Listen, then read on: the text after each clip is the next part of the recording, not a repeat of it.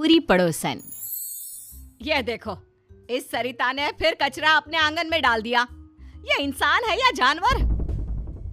कचरा कहीं भी हो, कूड़ेदान का रास्ता ढूंढ ही लेता है। तुमने मेरे घर को कूड़ेदान कैसे कहा है? वैसे ही जैसे तुमने मेरे परिवार को जानवर कहा।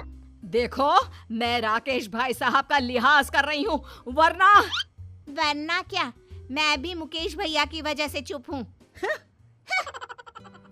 राकेश की पत्नी सरिता और मुकेश की पत्नी विनीता के बीच ये झगड़ा रोज की बात हो गई थी, लेकिन हमेशा ऐसा नहीं था। दोनों परिवार 4 पुश्तों से अच्छे पड़ोसियों की तरह रह रहे थे। राकेश और मुकेश दोनों एक साथ ही बड़े हुए और बचपन से अच्छे दोस्त रहे। शादी के बाद दोनों की पत्नियां भी सहेलियां बन गईं, लेकिन धीरे धीरे दोनों में मनमुटाव हो गया, जिससे माहौल बदल गया। तब से ना चाहते हुए भी बचपन के दोस्त दूर हो गए। देखा, आज फिर उस सरिता ने हमारे घर कचरा फेंका। अरे इतनी हवा चल रही है, कहीं से उड़कर आ गया होगा। तुम्हें कैसे पता कि सरिता भाभी ने फेंका है? अरे जिस चिप्स का पैकेट मेरे सामने उड़कर आया, वो वही तो खा रही थी। अरे ये क्या बात हुई? अरे चुप रहो, तुम कुछ नहीं समझते। क्यों सुबह सुबह लड़ने लगती हो? तुमने देखा नहीं शुरू किसने किया था? कुछ भी बोलेगी तो क्या मैं चुपचाप सुन लूंगी? अरे नहीं, तुम तो बस सुनाती हो। क्या कहा तुमने? नहीं, कुछ नहीं, सब समझती हूँ मैं। देखना तुम, किसी दिन ना मैं। अरे अब बस भी करो ना भाग्यवान, तुमसे तो बात करना ही बेकार है। एक तरफ दोनों पड़ोसनों को एक दूसरे से नफरत थी, वहीं दूसरी तरफ अपने पापा की तरह रोहित और ईशा भी अच्छे दोस्त थे। दोनों कॉलेज में साथ पढ़ते थे। सॉरी, आज मम्मी ने सुबह सुबह झगड़ा किया। अरे तुम क्यों सॉरी कह रही हो? ये तो रोज का है। कभी विनीता आंटी लड़ाई शुरू करती है तो कभी मम्मी, और फंस हम गए। हम और हमारे पापा बेचारे बचपन के दोस्त आपस में बात भी नहीं कर पाते। चलो अब घर आने में है, तुम आगे जाओ। अगर मम्मी या आंटी ने हमें साथ देख लिया ना तो हमारा कॉलेज जाना भी बंद हो जाएगा। सही कहा, चलो बाय, कल यहीं मिलते हैं। Okay bye. रोहित और ईशा की तरह मुकेश और राकेश भी छुप कर मिलते थे। सुबह छत पर दोनों मिलकर अपने दुख बांट लेते थे। कैसे हो भाई?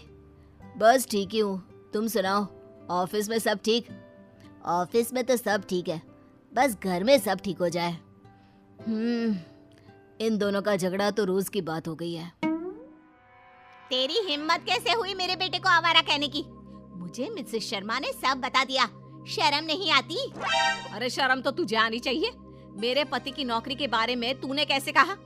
वैसे तो मुकेश भाई साहब करती है, और पीठ पीछे ऐसी सोच। अरे उल्टा चोर कोतवाल को डांटे, खुद की चोरी पकड़ी गई तो मुझ पर इल्जाम लगा रही है। ये सब सुनकर मुकेश और राकेश छत से नीचे भागे। रोहित और ईशा भी बाहर आ गए। आज के बाद मेरी और मेरे घर वालों की बात भी की ना तो मुझसे बुरा कोई नहीं होगा। अरे तुझसे बुरा तो कोई है भी नहीं, और मुझे क्या पड़ी है तेरे घर वालों से? भाड़ में जाए मेरी बला से।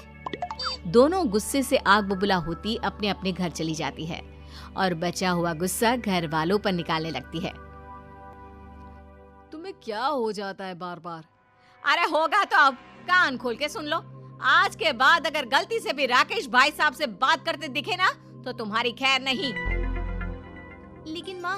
अरे तू चुप कर, तुझे भी वो रोहित से बात करने की कोई जरूरत नहीं है। याद रखना, मुझसे बुरा कोई नहीं होगा। देख लिया तुमने अपनी भाभी के तेवर? आज से सारे रिश्ते खत्म। अब अगर छत पर तुमने मुकेश भैया से बात की तो। अरे तुम्हें कैसे पता कि हम छत पर मिलते हैं? तुमने क्या मुझे बेवकूफ समझा है? अगर तुमने मुकेश भैया से बात की तो मैं मायके चली जाऊंगी। अरे क्या माँ, जरा सी बात में। तू भी सुन ले हीरो, अगर कॉलेज में ईशा के साथ बात की तो अपनी माँ को भूल जाना। सरिता और विनीता के रोज रोज के झगड़ों को खत्म करने के लिए रोहित और ईशा ने प्लान बनाया और चुपके से राकेश और मुकेश को कॉलेज के कैंटीन में मिलने बुलाया। अरे बच्चों, हमें यहाँ क्यों बुलाया? हाँ, अगर तुम्हारी मम्मियों को पता चल गया तो हम चारों की चटनी बना देंगी वो। पापा, मुकेश अंकल, हमने मम्मी और आंटी के झगड़े को खत्म करने का प्लान बनाया है। कैसा प्लान? देखिए, मम्मी और आंटी दोनों दिल की बुरी नहीं है। दोनों के झगड़े का कारण थोड़ी गलतफहमियां और बाकी चुगलियां हैं। आपने सुना नहीं था? मम्मी को विनीता आंटी और विनीता आंटी को मम्मी के खिलाफ वो शर्मा आंटी ने ही तो भड़काया था। हाँ, विनीता तो बल्कि रोहित की हमेशा तारीफ करती है। कहती है इतना समझदार लड़का है, पढ़ाई में भी अव्वल है। सही कह रहे हो। सरिता भी तुम्हें अपना भाई मानती है। वो क्यों किसी से तुम्हारी बुराई करने लगी? बस पापा, इसीलिए हम चाहते हैं कि दोनों को एक दूसरे की अच्छाई का पता चले और झगड़ा भूलकर दोनों में दोस्ती हो जाए। ऐसा प्लान है। कल मम्मी मार्केट जाने वाली है और विनीता आंटी मंदिर, तभी सही मौका है। अरे लेकिन करोगे क्या? यहाँ आइए। दोनों बच्चों ने राकेश और मुकेश को प्लान सुनाया। लेकिन बेटा, कोई गड़बड़ तो नहीं होगी ना? डोंट वरी अंकल, हमने अपने दोस्तों के साथ मिलकर प्लान बना लिया है। सुनो जी, कल मंदिर जा रही हूँ मैं। अब ठीक है, आराम से जाना। हेलो रोहित बेटा, तुम्हारी आंटी निकल गई है। All the best. सुनो जी, पैसे दे दो, मैं मार्केट जा रही हूँ।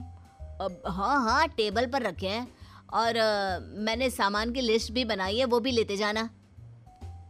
बेटी ईशा, तुम्हारी आंटी निकल गई है, जरा ध्यान से। जैसे ही विनीता मंदिर से बाहर आई, उसने देखा कि वहाँ भीड़ लगी है और लड़ाई हो रही है।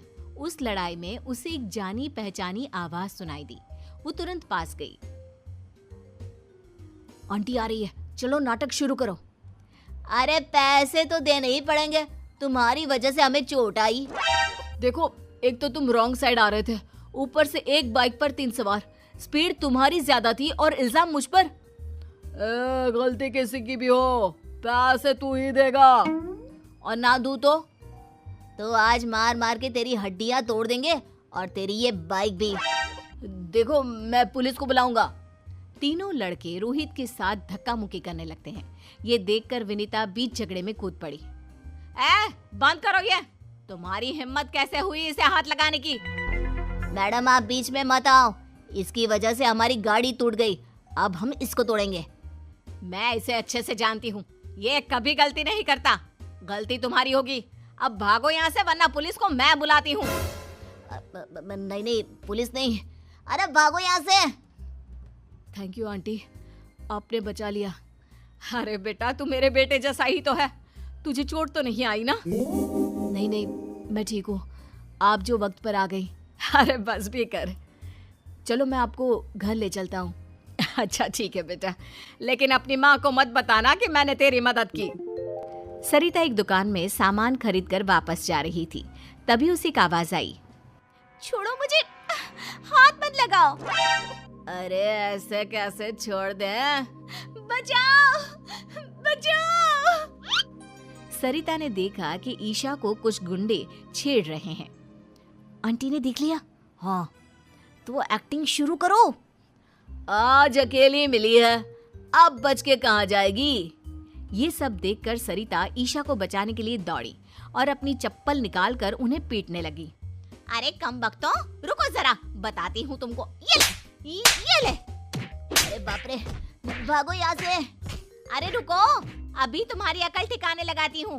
भागते कहाँ हो? रुको। जाने दीजिए आंटी, वो भाग गए। थैंक यू, आपने मुझे बचा लिया। अरे मेरी बच्ची, तुम ठीक तो हो? मैं ठीक हूँ आंटी, आप जो आ गई। वो तो भाग गए, वरना मेरी फूल सी बच्ची को छेड़ने वालों की तो टांगे तोड़ देती मैं।